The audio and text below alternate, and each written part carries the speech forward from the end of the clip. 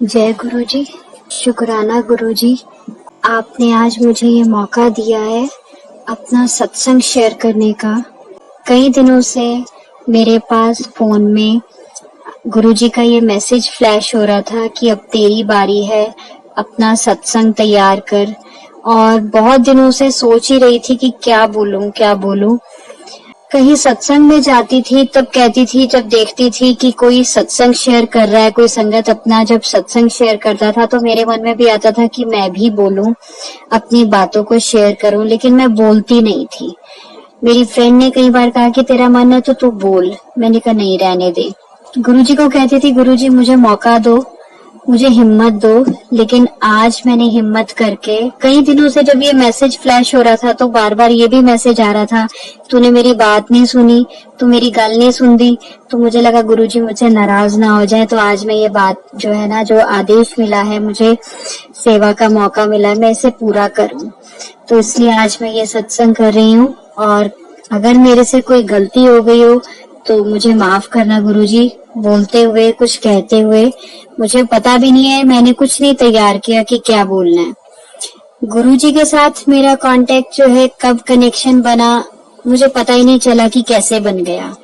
2020 में मेरे पापा बहुत बीमार थे, तो मैं वैसे ही गुरुजी के भजन बहुत अच्छे लगते थे। सिद्धार्थ मोहन जी के जो भजन है, जो गाते हैं गुरुजी के, मैं वैसे ही सुना करती थी। और जो भजन मुझे अच्छा लगता है मैं हर रोज उसको गाड़ी में चला के जाया करती थी अपनी ड्यूटी पे। तो मैं बहुत अच्छे से ये भजन सुनती थी और मैं अपनी मम्मा को भी कहती थी कि मम्मा ये भजन ना बहुत अच्छे हैं, आप ये सुनो कि सब ठीक हो जाएगा, शुक्राना तेरा, और ये सब कुछ जो है ना, ये वाले भजन सुनती थी। तो कनेक्शन मुझे लगता है कि शायद तभी से बन गया था। और फिर हम एक बारी अपने मेरे हस्बैंड के फ्रेंड के यहाँ गए तो गुरुजी का बहुत बड़ा वहां पे स्वरूप पड़ा हुआ था। तो मुझे देख के अचंभा हुआ कि ये कैसे हैं गुरुजी, कि सॉरी गुरुजी मुझे माफ करना, कि मुझे पता तो था कि ये गुरुजी हैं कोई, लेकिन ये नहीं पता था कि ये कौन से हैं, अभी हैं भी या नहीं हैं। तो वहां बहुत बड़ी उन्होंने स्वरूप रखा हुआ था ड्राइंग रूम में। और मैंने कहा, मेरे बच्चे भी कहते मम्मा ये कैसे हैं, ये तो बाल्ड हैं, ये तो गंजे हैं, सॉरी गुरुजी मुझे माफ करना, मैंने ऐसे उस टाइम बोला। तो मैंने कहा हाँ बेटा होंगे कोई गुरुजी, मुझे नहीं पता, तो कोई बात नहीं, अगर ये मानते हैं तो कोई बात नहीं। तो तब ऐसे मैंने बोला। फिर कभी ना कभी जो है एक आधी और की यहाँ पर मैंने देखी ऐसे फोटो गुरुजी की, और कभी चर्चा भी हो जाती थी किसी के साथ, कभी फ्रेंड के साथ जो है। लेकिन मुझे नहीं पता था कि ये सब कुछ जो एक जरिया बनता जा रहा है मेरा गुरुजी के पास आने का। और गुरुजी मुझे कैसे लेंगे मुझे खुद भी नहीं पता था कि मैं आ जाऊंगी गुरुजी के चरणों में। और पिछले साल मेरी फ्रेंड है सिल्की, उसके यहाँ पर उसने अपने बर्थडे पे जो है, सिल्की आंटी ने अपना सत्संग कराया। तो पहला मैंने जो सत्संग गुरुजी का था जिंदगी का, मेरा लाइफ का, मैंने सिल्की आंटी के यहाँ पर अटेंड किया और मुझे अच्छा लगा। तब मैं एकदम टाइम पे नहीं गई थी, जो टाइम होता है 2 घंटे का पूरा सत्संग गुरुजी का, तो मैं चली गई थी। मई में वो हुआ था, 25 मई 2022 की बात है ये। तो तब मैं गई तो मैंने अटेंड किया, मुझे ठीक लगा। उसने पूछा तुझे कैसा लगा, मैंने कहा हाँ अच्छा लगा, डिसिप्लिन है और आराम से बैठो, इस तरह का कुछ नहीं है कि कोई दान डालो और पैसे चढ़ाओ, कुछ भी नहीं है, आराम से प्रसाद। मुझे लगा बड़ा अचंभा, वहां पर सारे उसको आंटी आंटी बोल रहे थे, तो मैं एक बार टोकने भी लगी कि नहीं इनका नाम सिल्की है, और घर पे उसको सुरभि बुलाते हैं, सुरभि आंटी बोल रहे थे। तो हम फ्रेंड्स थे, तो हम सभी ने कहा कि ये पता नहीं आंटी क्यों बता रहे हैं, हमें तब तक पता नहीं थे क्या रूल्स थे। तो जब सत्संग खत्म हुआ तो अपना सत्संग शेयर करने के लिए जब कहा गया, तब वहां बताया गया कि यहाँ पर इस सत्संग में, गुरुजी के सत्संग में, सबको आंटी और अंकल कह के बुलाया जाता। तब मुझे पता चला कि अच्छा, कि ऐसे एक दूसरे को एड्रेस किया जाता है और माथा टेका जाता है, चाय प्रसाद मिलता है, ये सब कुछ मैंने पहली बार देखा, तो मुझे अच्छा लगा। फिर दोबारा उसके घर फिर जो है अक्टूबर में उसने अपने बेटे के बर्थडे पे जो है कराया सत्संग। तो तब भी मैं गई। तो तब भी मुझे बहुत अच्छा लगा। तब मैं पूरे टाइम पे गई, जब शुरू होना था तब भी मैं एकदम सही टाइम पे पहुंची कि शुरुआत से ही मैं अटेंड करूं, ताकि मुझे अच्छे से जो है ब्लेसिंग्स मिले और मेरे को जानने का मौका मिले कि और क्या है। तो तब भी मुझे बहुत अच्छा लगा। फिर मेरे पास कोई स्वरूप नहीं था, गुरुजी का कुछ भी नहीं था। मैं तो कान्हा जी को मानने वाली हूँ और कान्हा जी ही सब कुछ है। तो मैंने कहा मेरे पास ना स्वरूप नहीं है। तो उसने कहा अच्छा तेरे पास स्वरूप नहीं है, कोई नहीं मैं तुझे दे दूंगी। तो उसने मुझे लाकर भी दिया। तो मैंने गुरुजी का वो स्वरूप मेरी सिस्टर को चाहिए था। मेरी सिस्टर उन दिनों बहुत ज्यादा परेशानी में थी, तो उसको किसी ने कहा या पता नहीं, शायद मुझे लगता है कि उसको ऐसा एहसास हुआ कि गुरुजी ने उसको कहा है कि सब ठीक हो जाएगा। तो उसने कहा कि ऐसे ऐसे मेरे को, मैंने कहा मैं ना तेरे को स्वरूप ला कर दूंगी। मेरी फ्रेंड जाती रहती है बड़े मंदिर में, तो मेरी फ्रेंड सिल्की जो है वो स्पेशल जो है स्वरूप लेकर आई और मैंने अपनी सिस्टर को दे दिया। मैंने कहा उसको अभी जरूरत है गुरुजी के स्वरूप की, कोई बात नहीं मेरे पास तो फिर आ जाएगा। तो ऐसे चलता रहा। क्या हुआ संगत जी की स्वरूप जो है मेरे कॉलेज में एक पीएन है, बंटी भैया मैं उन्हें बुलाती हूँ। तो मैंने वैसी बात करी, उन्होंने कहा कि हम डुगरी जाते हैं, हमारे गुरुजी हैं। मैंने कहा अच्छा आप बड़े मंदिर वाले गुरुजी को मानते हो भैया? कहते हैं हाँ जी मैम। मैंने कहा तो उन्होंने कहा कि मेरी भाभी जी हैं वो जो है उनके पास पूरा चार्ज है यहाँ का, वो पानीपत में। तो मैंने कहा अच्छा, मैंने कहा फिर आपके पास स्वरूप पड़ा है गुरुजी का? तो वो कहते हैं हाँ बताओ आप। मैंने कहा मेरे को एक छोटा सा स्वरूप ला कर दोगे? तो उन्होंने मेरे को एक छोटा सा पॉकेट स्वरूप ला कर दिया। मैंने उनको मंदिर में रखा, गुरुजी के स्वरूप को जो है, और मैं उसी स्वरूप से पूजा अर्चना करने लग गई। गुरुजी की दिन रात जो है जोत जलाती थी मंदिर में, उन्हें स्थापित किया। मुझे नहीं पता था कि नीचे कोई जो है उनके लिए जो है कोई इस तरीके का ऐसे नहीं सीधा रखना होता उनका स्वरूप, नीचे उनको कुछ ना कुछ जो है कपड़ा रखना होता है, उनके लिए आसन देना होता है। तो मेरी फ्रेंड एक दिन जो है वो आई मेरे पास घर में, रिधिमा, वो भी गुरुजी को बहुत मानती है। तो गुरुजी की बड़ी प्यारी संगत है वो भी। तो उसने कहा कि दीदी ऐसे नहीं रखते, गुरुजी को ना आसन दो। मैंने कहा अच्छा। कहते कुछ भी दे दो। मैंने कहा अच्छा। फिर मैं बाजार से आसन खरीद के लाई और छोटा सा जो है, और मैंने गुरुजी का स्वरूप वहां पर रख दिया मंदिर में। हर रोज तिलक लगाना गुरुजी को, जोत जलाना। जोत जलाती थी तो गुरुजी को कहती थी कि मुझे एहसास कराओ कि आप हो। तो जब मैं सत्संग भी सुनती थी तो सारे कहते थे कि जोत में दिखते हैं गुरुजी, तो मैं बड़ा कोशिश करती थी और मुझे दिखते थे। पता नहीं वो मेरा हेलुसिनेशंस थी या वो मैं सोच रही होती थी तो दिखते थे, लेकिन वो ब्लेसिंग्स मैं सोच लेती थी कि मुझे मिल गई ब्लेसिंग। और मेरी जोत में कभी फूल बन जाता था, कभी वो आगे से छोटा सा एक बड निकल आता था, तो मुझे एहसास हो जाता था कि हाँ, मैंने यूट्यूब पे ये भी सुना था कि अगर जोत पे आपका कोई छोटा सा बड या फ्लावर टाइप जो है आखिर में वो रह जाता है, तो इट मीन्स कि वहां पर ब्लेसिंग्स हैं, डिवाइन पावर है। तो मैं मानती थी कि मेरे पास फिर गुरुजी की डिवाइन पावर है। ऐसे ही छोटे छोटे इंस्टेंसेस होते गए और कुछ मांगती थी, कुछ कॉलेज में परेशानी हो जाती थी या घर में हो जाती थी तो मैं कह देती थी गुरुजी देख लो ऐसे हो गया, प्लीज कुछ करो। बहुत रोती थी कई बारी मंदिर में खड़े होके। एक दिन 7 दिसंबर की बात है, तो मेरे हस्बैंड रात को अपनी फ्रेंड के यहाँ से आ रहे थे, तो अचानक से उनकी गाड़ी के साथ एक बाइक वाला टकरा गया और वो असल में मुड़ने लगे थे, यू टर्न लेने लगे, तो पीछे से ही एकदम से बाइक वाला आया, उनको पता नहीं चला। और सफारी गाड़ी थी हमारी, सफारी बहुत भारी गाड़ी होती है, बड़ी गाड़ी, तो उसका ड्राइवर साइड का साइड वाला पार्ट जो है बिल्कुल उड़ के संगत जी पता ही नहीं कहाँ चला गया। और इनको लगा मेरे हस्बैंड को कि जो बाइक पे था वो भी बहुत जोर से गिरा और उस पता नहीं वो बचा या नहीं बचा, और ये घबरा के डर के मारे एकदम घर आ गए और मुझे कहते कि ऐसे ऐसे हो गया है। अब क्या करूं मैंने कहा अच्छा ऐसे है, कोई बात नहीं, आप गाड़ी अंदर रखो, गाड़ी बिल्कुल साइड वाला पार्ट डैमेज हो गया था। मैंने कहा इतनी बुरी तरह? कहते हाँ मैंने तो पीछे मुड़ के नहीं देखा, उसका पता नहीं क्या हाल होगा जिसको चोट लगी है। मैंने कहा सब अच्छा होगा, परेशान मत हो। और हम गए तो हम मेरे घर जो है बच्चों के सर आए थे, हम उनकी बाइक लेके गए, मुंह सिर ढक के गए कि पता ना चले।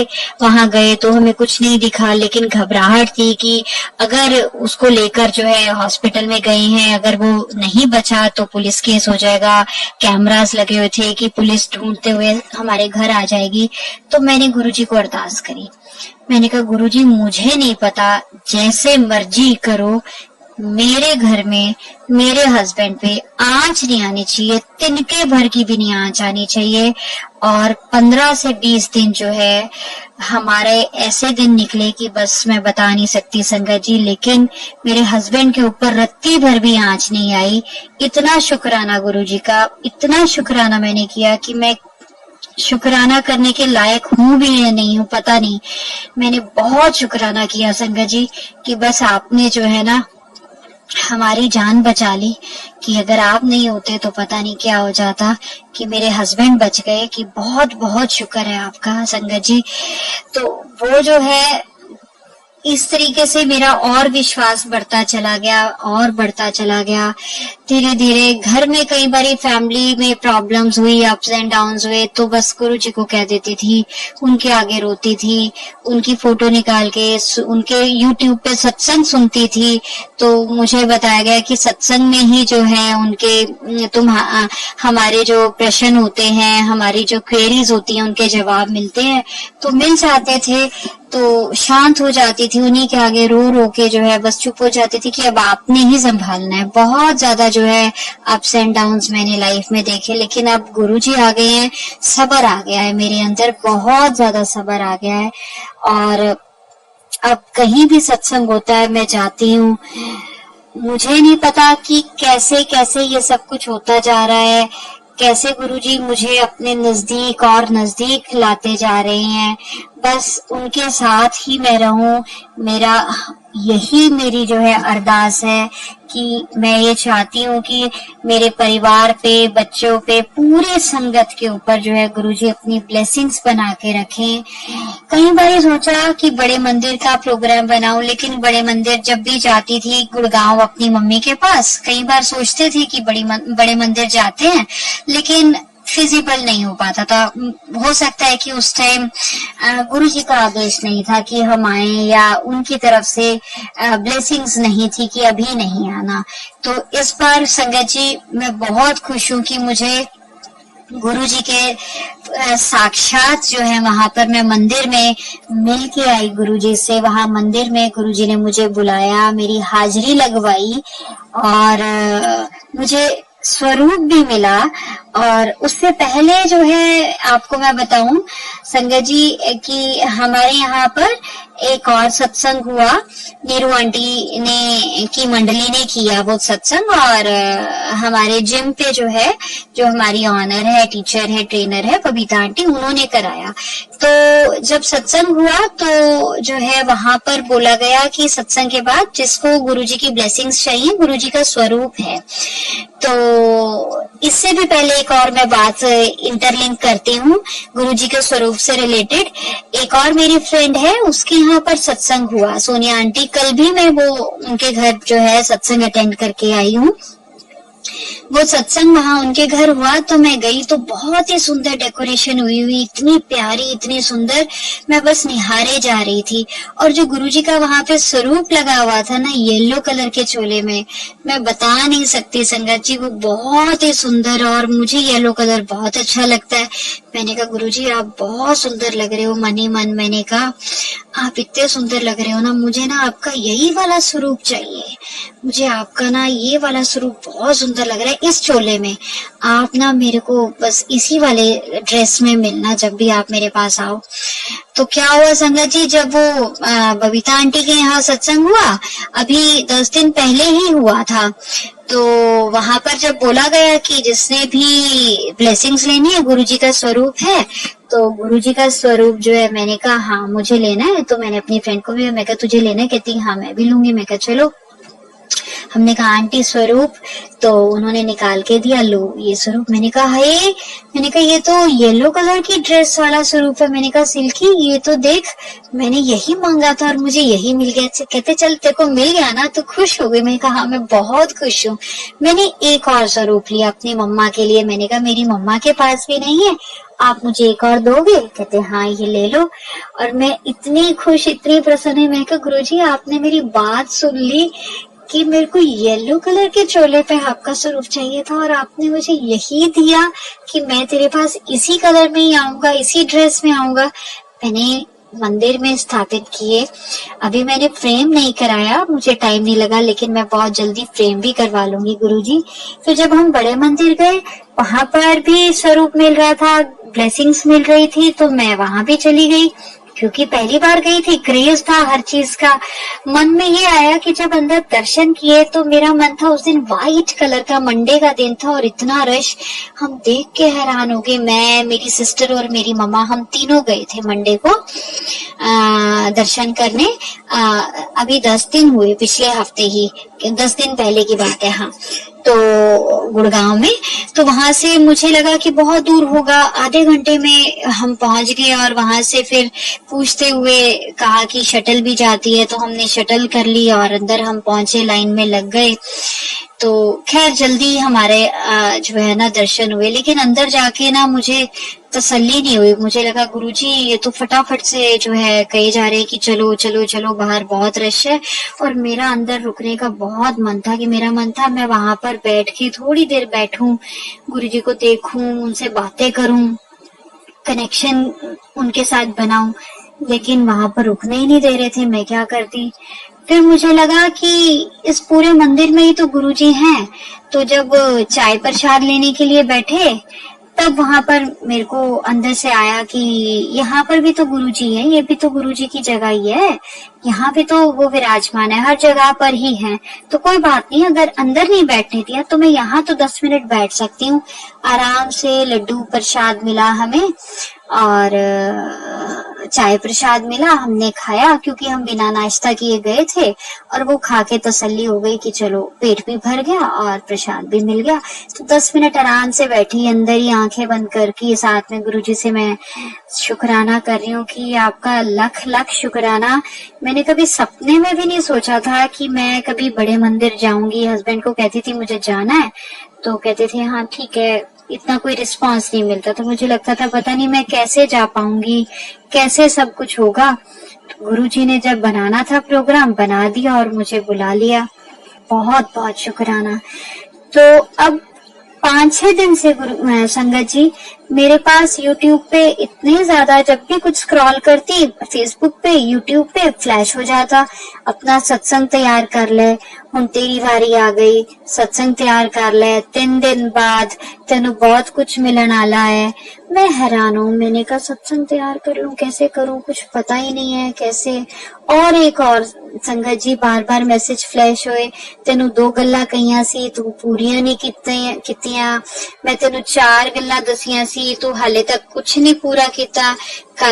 कल मैं संगत जी मैं सत्संग जब अटेंड करी थी गुरु जी का, तो सत्संग के बाद मैंने अपनी फ्रेंड जो है मेरी सिल्की आंटी से मैंने कहा ऐसे ऐसे ना ये मैसेजेस फ्लैश हो रहे हैं, मुझे समझ नहीं आ रहा मैं क्या करूं।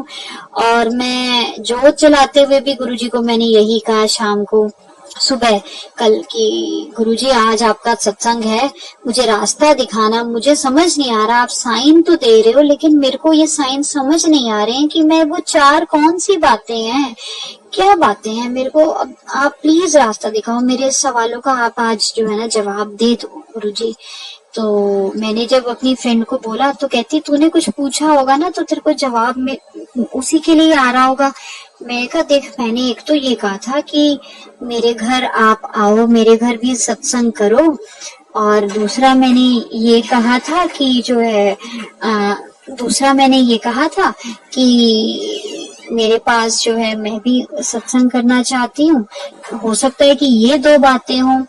कहते हाँ फिर हो सकता है कि जो तूने सोचा था वो वाली बातें हो रही हूँ।